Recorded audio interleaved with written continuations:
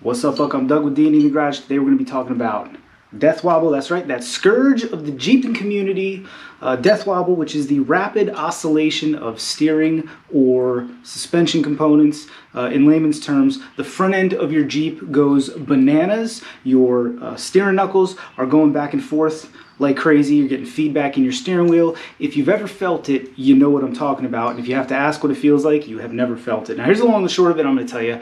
My very first video on YouTube was me explaining how to diagnose and cure Death Wobble. It was a very popular video, did well, helped a lot of people, but I have gotten a ton of questions on that video that suggest that a lot of people don't have the basic understanding of Death Wobble to go out and confidently cure it. A lot of people, when they get Death Wobble, they just sell the darn Jeep, fix a flat, fork that, buy a new truck.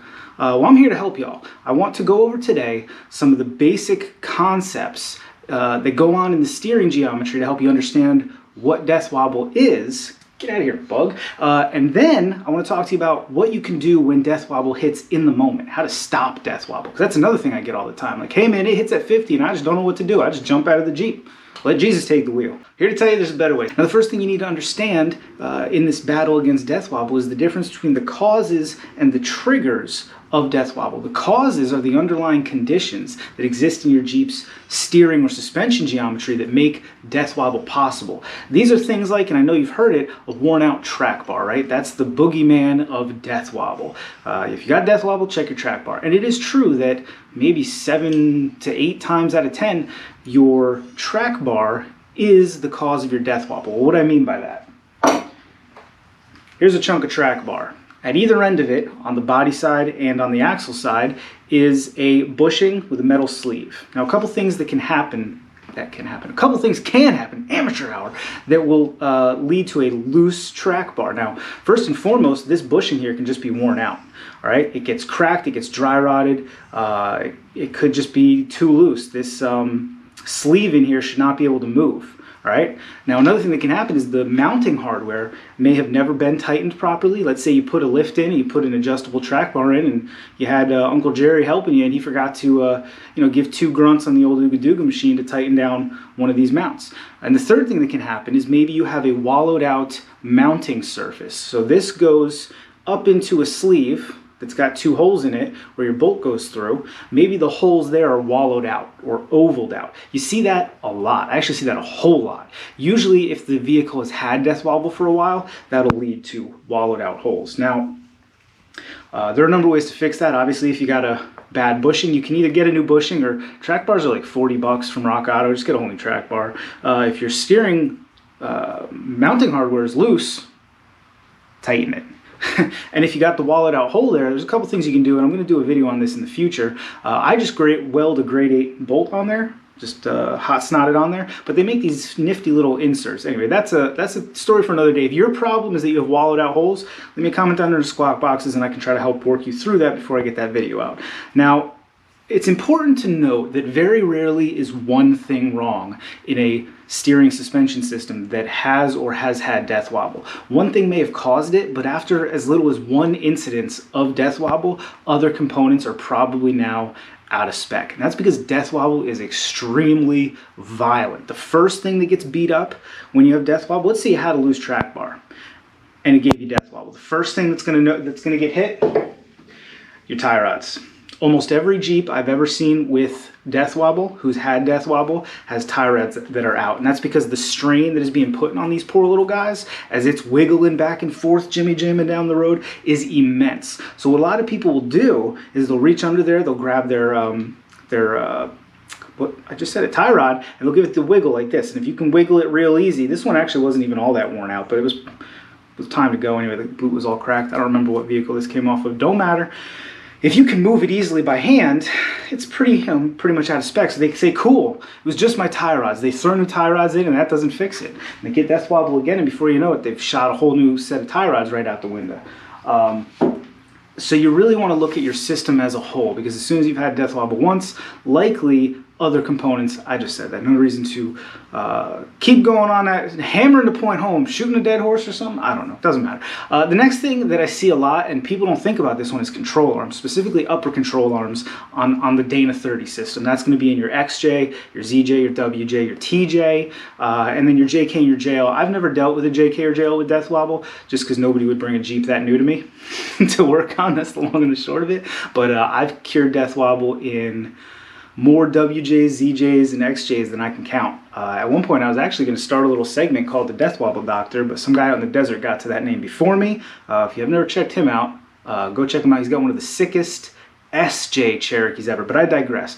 Your upper control arms specifically, but both of them, they have body side mounts and they have axle side mounts. I've found when you're dealing with death wobble, your root cause, not your secondary cause, not the tie rods that you sent out the window neglecting your death wobble, your root cause is usually something that has both a body side and an axle side mount. That's just been my experience. Your track bar is number 1 on that list. Your control arms are number 2. Your drag link technically has that. It's connected to your steering box, which is connected to your body, and then connected to your depending on what vehicle. If it's a WJ, it's connected right to your knuckle. If it's a XJ or a ZJ or a TJ, it's connected right to the middle of your track bar there, but not track bar, tie rod. Christmas, amateur hour. The point being, drag link notwithstanding, you're usually looking at something that has a shared mount between the body and the axle. And it kind of makes sense if you think about it. You're dealing with excessive play in your system. Now, if you have excessive play in your tie rods, yeah, you will feel it in your steering, but that's not going to translate through to your body. Something like your track bar, your control arms absolutely will. Now, your control arms get neglected all the time unless you put in a big lift where you have to change the control arms.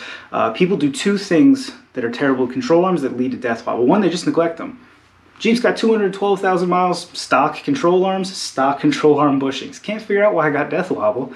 And then the next thing they do is we lift up our Jeeps and we don't change out our control arms. You see this a lot on WJs. Guys put a 3-inch WJ lift in their WJ, and technically you can keep your control arms. I don't know who made that rule, but they didn't know nothing about steering geometry. Steering geometry is extremely important, especially as it relates to caster angle. Now, picture you got your axle down here and you got your shock up here. Now, your shock's mounted to your body. As you lift your Jeep, if your control arm length doesn't change, the whole thing gets swung in towards, sucked into the middle of the Jeep, right? And that changes your caster angle, which is supposed to be positive. You're supposed to have your shock connected to your axle kind of porting forward a little bit. But as you lift your Jeep, it slowly gets sucked back, and now you've got caster angle that's all out of whack. So when you hit a bump, your geometry is not the way it was designed to be, and yeah, it can lead to death wobble. You get death wobble once because of bad angles. Now all of a sudden your ball joints are out, which is another thing you can talk about. Ball joints are very rarely the root cause, but very often they are bad after you've had death wobble. Another one, and this is a real melon scratcher for you. Let me tell you a little story. I know, right? Not to make a long video longer. I bought an XJ. Actually, I traded for it. This girl out in Pennsylvania had an 01 XJ lifted up 4 inches on 32s or 33s. She wanted nothing to do with it because it had death wobble. I had a Subaru RS with a bad throwout bearing that I wanted nothing to do with. Did a straight trade, all right? I brought that XJ home. It didn't have an adjustable track bar, so I put that in, fixed all the geometry there, didn't solve the death wobble. It had adjustable control arms. I replaced the bushings. I think they were Rusties, and they sell the new bushings for them. Long story short, I changed everything, and it didn't do it. Finally, I went to change the wheel bearings because there was play in the wheel bearings, and that's what did it. I think this might actually be one of the wheel. No, this is a WJ one because it's 5x5. Whatever. Point being, the wheel bearings were what was doing it on that particular Jeep. Now, I don't believe for a second that wheel bearings will ever be your root cause, but they got so beat up from this girl just trying to drive around ignoring her death wobble that everything, I mean everything in there. I had to do the ball joints, I had to do the tie rods, I had to do the track bar, like I said. I replaced the Heim joints on the control arms, and then finally had to do the wheel bearings. Think of everything in your steering system. Look for play everywhere. And like I said, I did a video on this in the beginning, and I talked about that stuff more about the individual components and how to find them. Today, I really wanted to talk about the causes, which I just did, and the triggers. And this is where you got to put on your Columbo hat and start being a little death wobble detective there. The triggers, so you got your causes. They create the situation where death wobble is possible. Your triggers, they trigger it, right? So if you're driving in a normal vehicle, my wife's a 19 Durango, and we go over a bump, no worries at all, right? You go over the bump with my 01 WJ, which right now does have a loose track bar, and it's gonna get a little shimmy in it, right? It's the bump has triggered the death wobble. It doesn't get death wobble in normal situations, but the track bar is just loose enough, and I think the hole's wallowed out at this point, that I get just a little shimmy. It's not bad, but it's the beginnings of death wobble. So going over a bump is a big trigger for death wobble. Another one is hitting the brakes. There are two reasons for this. And understanding which of the two reasons can help you figure out where you need to look for your death wobble. A lot of times hitting the brakes in a lifted vehicle will cause death wobble. One, because when you hit the brakes, you're kind of changing the momentum. You're shocking the system, and anything that has the ability to all of a sudden jerk forward will. All right, so if there's play in your system, it'll jerk. That's causing that death wobble. Anything that attempts to change the momentum or take up that slack in the loose steering components is going to lead to death wobble. When you go over that bump, what that bump is trying to do is it's trying to dislocate your axle. Let's move that over here. Throw that guy over there. Well, the whole purpose of your track bar is to locate your axle under your vehicle. Control arms handle its range of motion and some other things, but your track bar is designed to make sure that it can't go out, it can't go in, can't go up, can't go down. Well, it can go up and down, but in a controlled fashion. So that bump trying to dislocate your track bar, and there's play in your track bar, you get it.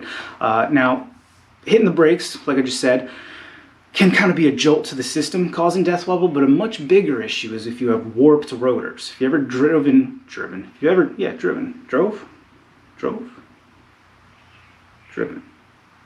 Leave me a comment down in the squat boxes. If you've ever operated a motor vehicle with warped rotors, you know that you can feel it in the pedal. It's pulsing, and if it's bad enough, you'll feel it in the steering wheel, and maybe even in your seat if it's real bad, right? Well, that oscillation of the brake rotor is the perfect, well, caliper really, is the perfect setup to continue the oscillation through your axle and create death wobble. And it's compounded by this. A lot of times, so what do? You get an XJ, you lift it up 4 inches, you put 32s on it. Well, that vehicle was designed to have about 28-inch tires on it from the factory. You didn't upgrade the brakes none. So now you're overheating your brakes, causing them to warp. Additionally, you're probably neglecting your steering and suspension system, because who's got any money left after you put a 12,000-pound Smitty build on the front and welded bumpers on the back, and you get it. So braking can be a very traumatic situation for death wobble. If that's what's triggering yours, you may also have to address brake issues, like perhaps you have warped rotors.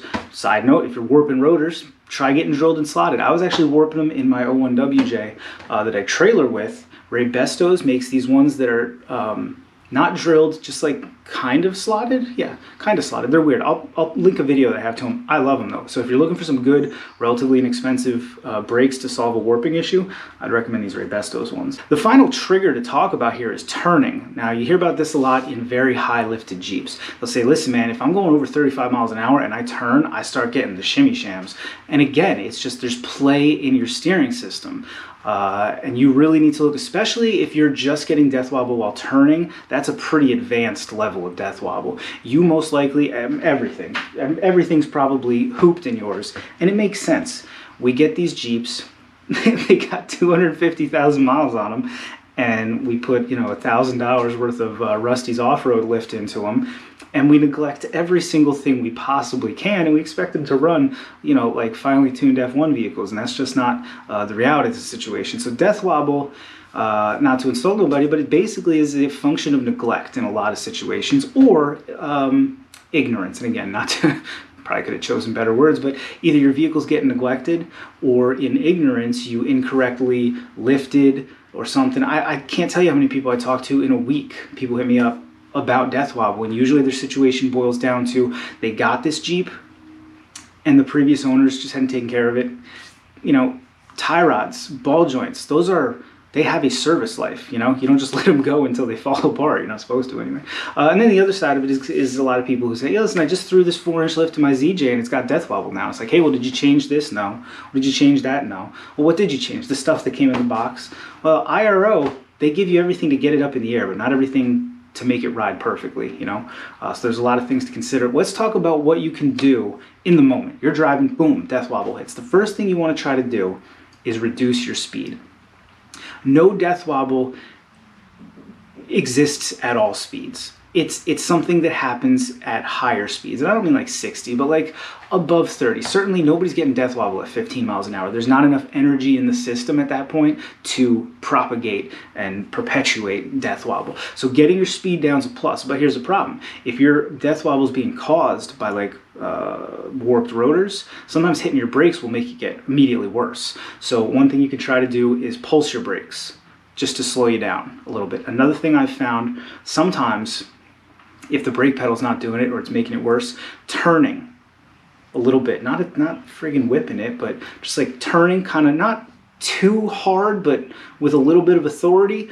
And what you're doing there is for a moment, while it's initially turning, it's literally a split second, you're taking up all the space, because as you're turning, everything's kind of flexing and all the slack, all the tolerance is being taken up and everything's tight just for a split second. And if you're lucky, that split second is enough to stop the death wobble. This really works.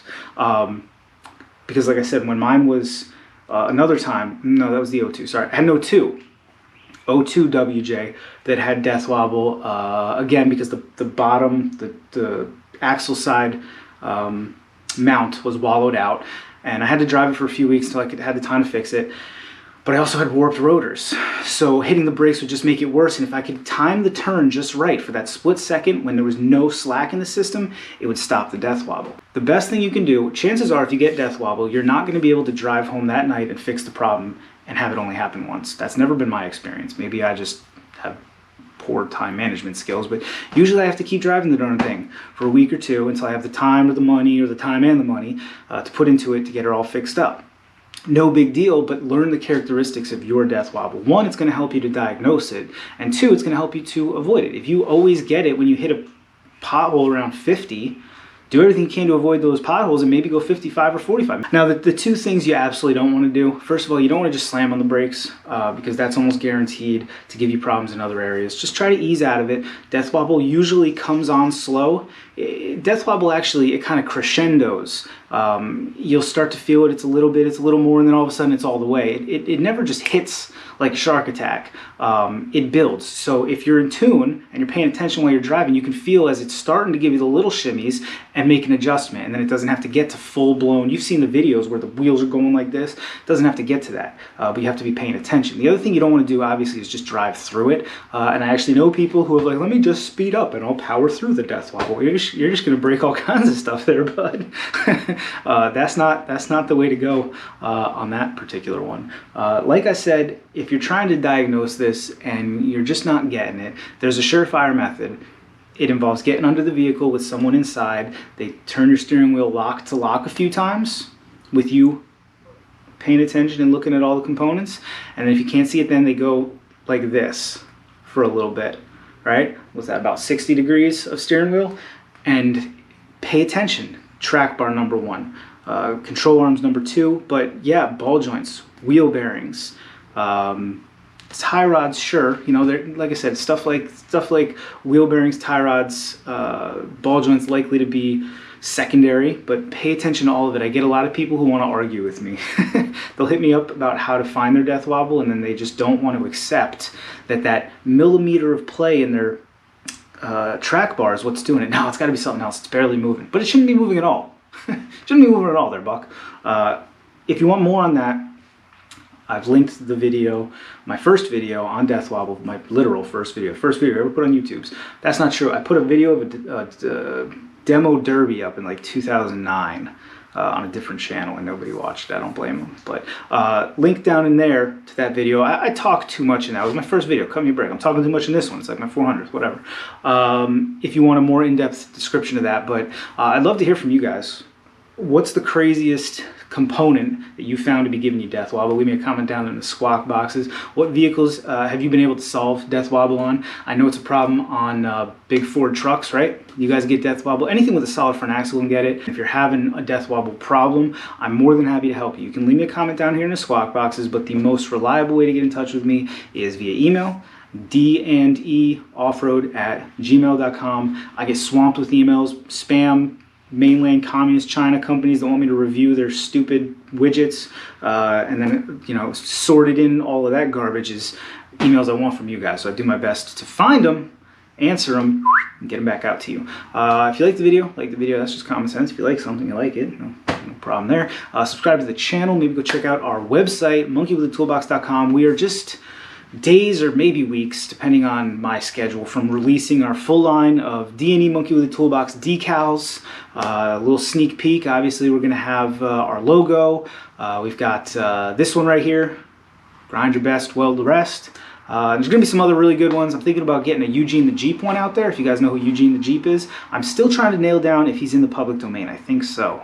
And if so, we're going to have Eugene the Jeep, which is potentially one of the first, one of the origins of the Jeep name. If you want more on that, I've got a video on Jeep history somewhere. Anyway, this video's gone on way too long. I promised myself I was going to make this a 10-minute video, and I didn't, did I? I did not. All right. As always, thanks for watching.